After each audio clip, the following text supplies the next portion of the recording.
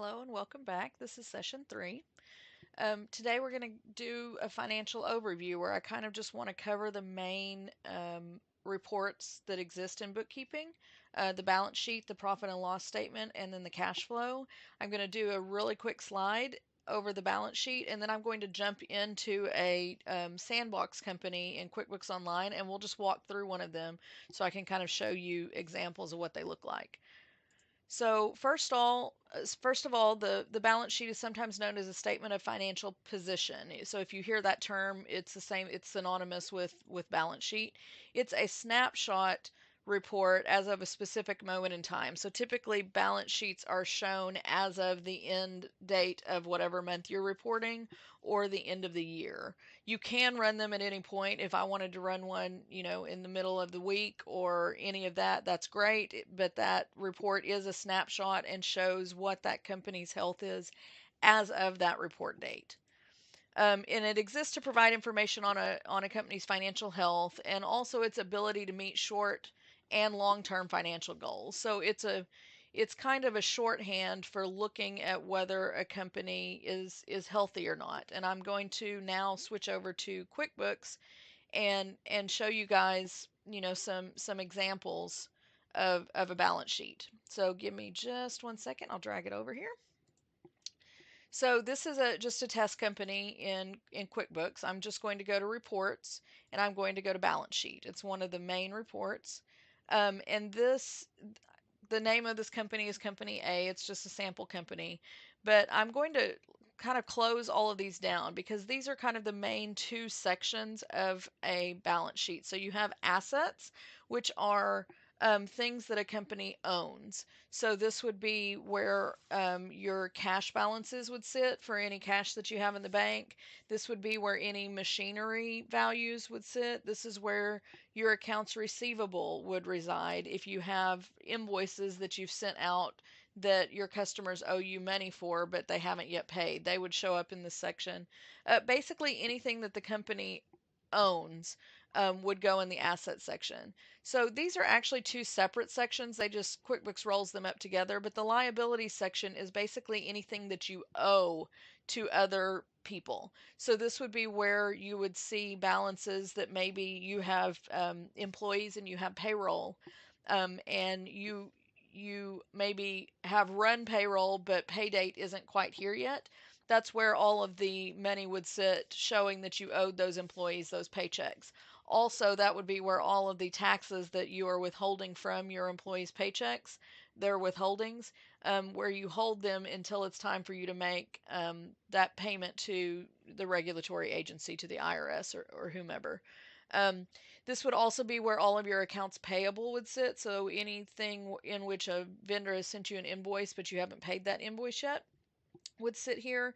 Any loans that you've taken out would show up in the liability section. And then the equity section is kind of the section, I like to call it the what's left over section. So the most basic accounting formula that is out there is the assets equals liabilities plus equity. So you'll notice that these numbers equal exactly. That should always happen on a balance sheet, because everything rolls to where assets equals liabilities plus owner's equity. So in general, your hope would be that your company would have more assets than they have liabilities, and the difference between those two would be what's considered equity in that company or what the business is actually worth, in general terms. So those are the main sections. I'm going to open up the asset section, and they typically, you will have, and this particular sample company doesn't have it, but there are like subsets of assets under here. So current assets would be things that normally current is defined as anything that for which that value is a year or less. So any of your bank accounts, which are highly liquid, right? They're available immediately. Your accounts receivable, typically, I would hope that you're getting paid within a year on some things. And then any current assets inventory is on here. Undeposited funds would be when maybe you have recorded a payment on a customer's invoice and you close that invoice so that they show that they don't owe it yet, but you haven't taken that money physically to the bank and deposited it yet. So that's what undeposited funds would be. Um, Other things that show up in other current assets, I see sometimes companies will allow their employees to have advances on their next paycheck. So they would set those advances up saying, well, we gave the employee money, but that employee owes that money back to us at a later date. When we do the paycheck, we would then relieve that. So that shows up in other current assets. And then we have fixed assets, which is going to be any of your large purchases. So your buildings, any land that the company owns, any machinery that the company owns, vehicles, um, anything that is a large purchase that is a physical asset that that company owns. Um, and then not shown on here, you would have a long-term asset section. So that section is typically for things that may sit there for a long time. So you might have like an accounts receivable, but that accounts receivable maybe isn't due, or it's due over like a 5-year period. Like maybe your company has loaned money on, say, a 5-year note to another company. Well, 4 years of that would sit in long term assets. So there's nothing on this, but if you see a section like that, that's what it is. So the liabilities and equity section. So same thing as the assets. You have current liabilities, which in this case would be your accounts payable. So because it would be expected that you don't have a full year to pay, your vendors for whatever invoices they've sent. I kind of talked about this a little bit. Like these, you'll notice that these are loan payables, and like this appears to be a Arizona payroll tax or sales tax payable account.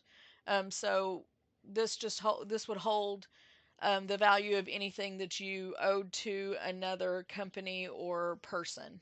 Long-term liabilities, typically what I see in this section are, those 5-10 year loans would sit in this section.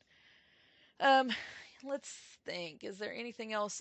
There are certain situations in which, at least for GAAP reporting, and just if you're not understanding the difference between GAAP and cash, don't worry about it. We'll talk about it later.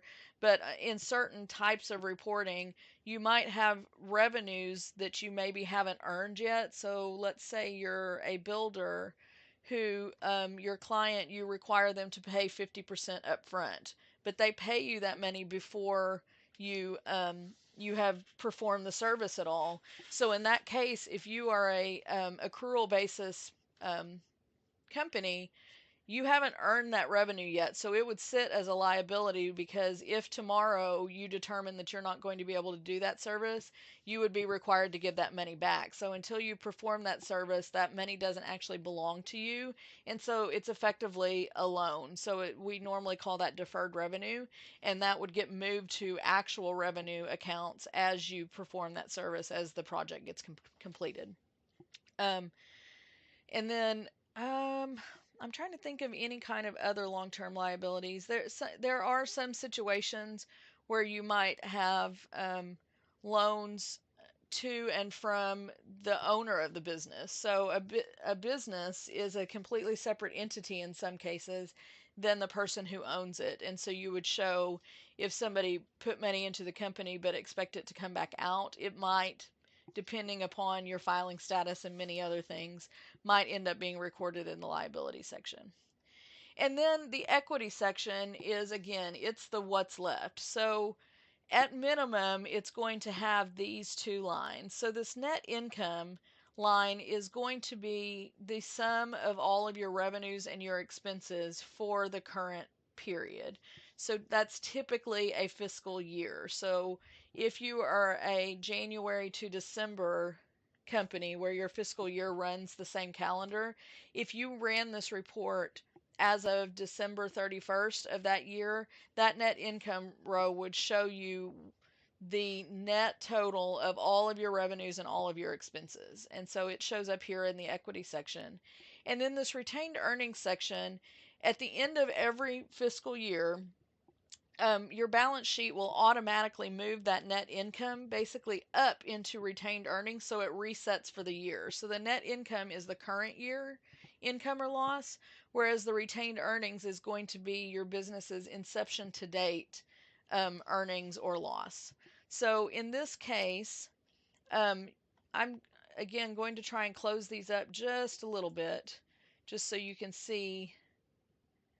So there's your assets, and then there's your liabilities and equity. So you can see that this particular sample company has $22,000 worth of assets on their books, but they have $98,000 worth of liabilities. So that's why their equity is negative, because they basically owe more than they own at this point.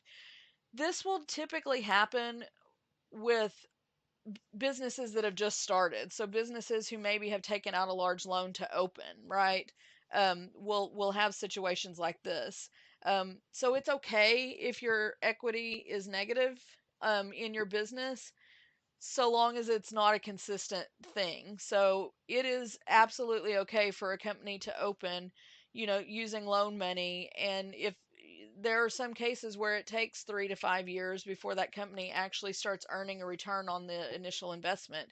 And so throughout that time period until they're in the black, you will see a negative equity number. But as that company operates and makes money, and let's say that they are making money and they're consistently showing a positive net income, you will see that equity.